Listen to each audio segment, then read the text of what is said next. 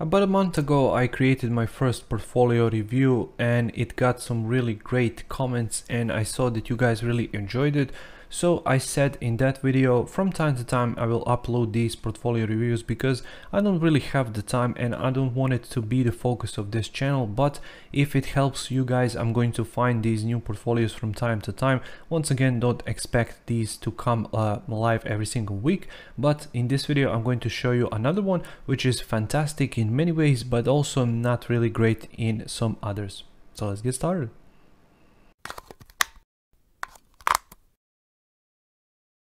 Hey designer, Alex here, welcome to the channel, and in this video, as I said, we're going to do another portfolio review. But before we get started, make sure to check out my membership. Link is going to be down in the description below. Membership contains all of my courses, digital design products, private access to the Facebook group, practice file for these YouTube videos, and much more. So if you're interested in content like that, make sure to check it out. Once again, link is going to be down in the description below.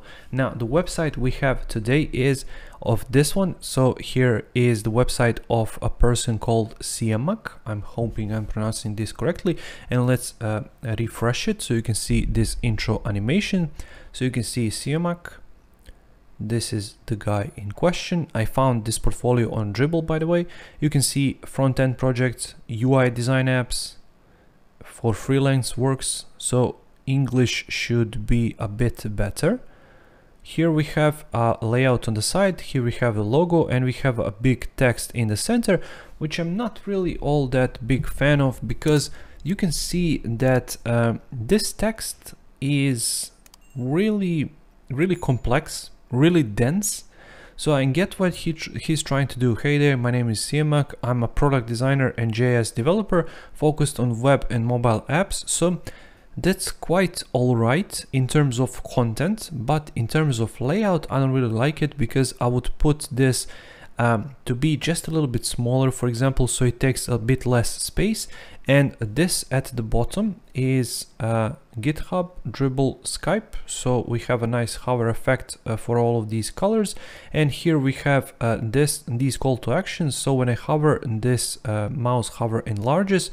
So if I click right here, as you can see, it takes me to the type form, which I don't really like, because it takes me to outside of this website, which defeats the point of the website. Keep me inside, just have a simple contact page, because you are a JS developer. So just integrate the basic contact form inside of your website as a pop-up or whatever, and then simply keep me on your website. If you take me out of your website, I can simply close the website if I'm careless, for example. Then if I don't know about history in my browser, I don't know how to go back, and basically you're going to lose me. So make sure to always keep your users inside of your website, especially if you're developers. I guess it's super simple for you to do that. Front-end projects, so if I click there, it takes me to another type form outside of your website. So if I close this, I'm just left with this type form, and what should I do next? Where should I go back? What I don't like about this website, and what truly, I don't know how to say this, I hate this, is this hijack scroll. So I'm moving my mouse like crazy and this scroll is going way too slowly. So I really hate when people do that, because let me scroll. If I want to scroll slowly, then let me do that. If I want to scroll quicker to contact form, for example, or to whatever section, let me do that. Don't just hijack my scroll and then do it your way, because I don't like that. I like what you did right here with these hover effects. That's fantastic, but this, I don't really like it, because you can see I'm moving my mouse like crazy and this is not going all that well. So when I move this, you can see how slowly it goes. So if I move, just look at this. So I'm moving like crazy and it's going way too slowly. So I really hate this, and I think that designers, businesses, everybody should stop doing this, or just give me that slider at the bottom, so I can click that slider, I can move it around, and then you can still keep this effect. But I really hate how this looks like. So I'm passionate about creating products, and I don't like this text. So you're this guy is not really good at typography, I would say. All of this looks like nice and looks modern, but it really has some accessibility issues, because you can see this is all the way to here, then this goes like this, it has all of these effects. So OAIAS, is that some acronym or something? Why did you highlight these letters? I don't know. There is not an explanation. I can click on all of these, but when I hover, it's expanded still, so I don't really understand. Portfolio, working with companies, bringing their ideas to life, fortunate enough to work with global tech companies, disruptive startups and governments alike. So that's great, but I don't like these hover cards. Color is changing in the background when you're hovering just a little bit, but I don't like them because this text sticks out way too much, and when I hover, it's just, I don't know, it goes into too many details. So let's say that I want to click on this one. When I click it, it's going to take me to Dribbble, which once again defeats the purpose of your website. Just have a Dribbble page, and you can follow this guy. He does really have amazing work, and his designs are amazing. I'm going to leave the links down in the description below to check him out.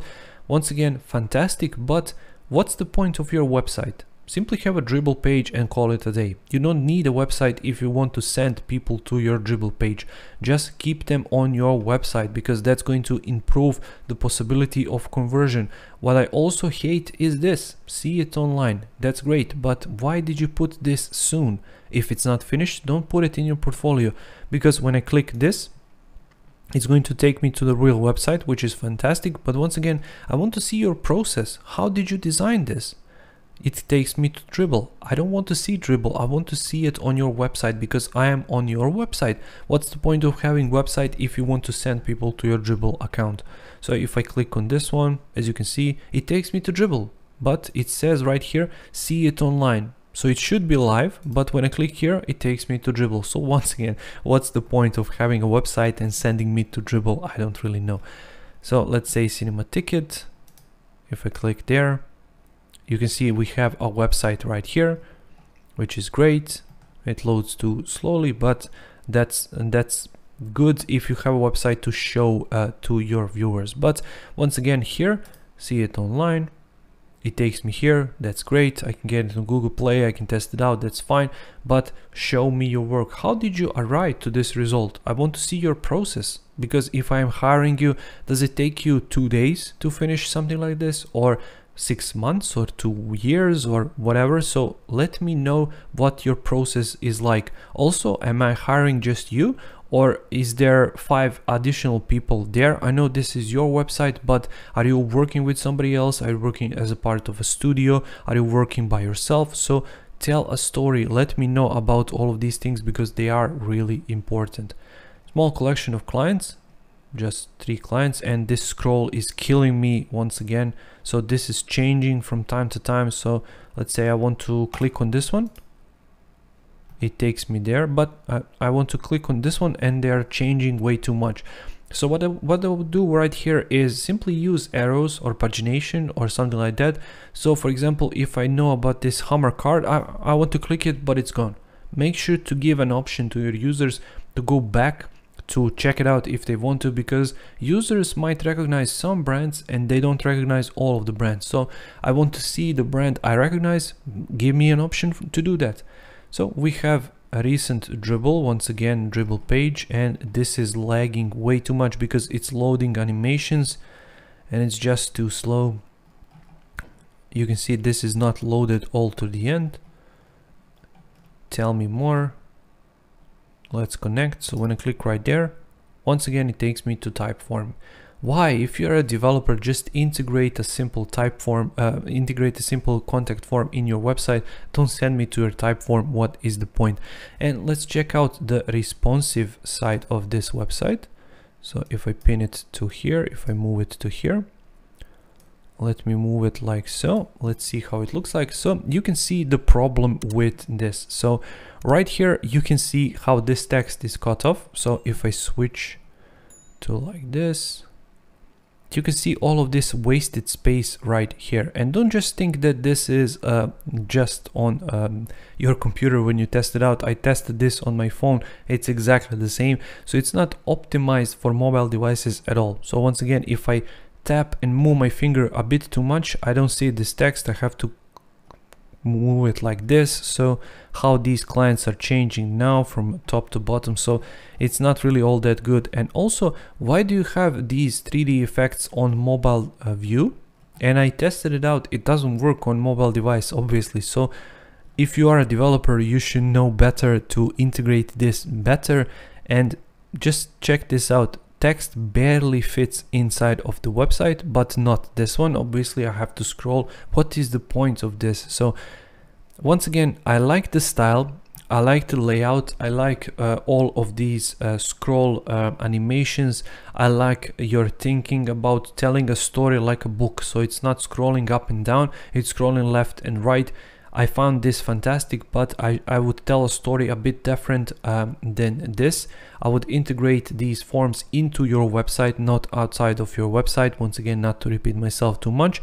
And I would integrate it a bit better to be user friendly. So as I said, paginations, images should be a bit smaller, text should be a bit smaller in places, everything should be positioned a bit better, and don't hijack my scroll. Please stop it.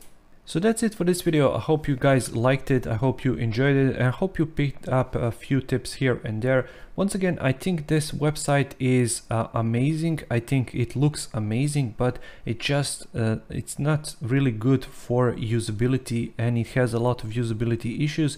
It has a lot of responsive issues, and because this guy is a developer, he should really know better about how to integrate and fix these issues on responsive. I hope you liked this video. If you did, make sure to press a like button. I upload new videos every single week right here on the channel about Adobe XD, passive income techniques, design, and much more. So if you're interested in content like that, make sure to check it out. Once again, make sure to subscribe, and I'll see you in the next video. Take care.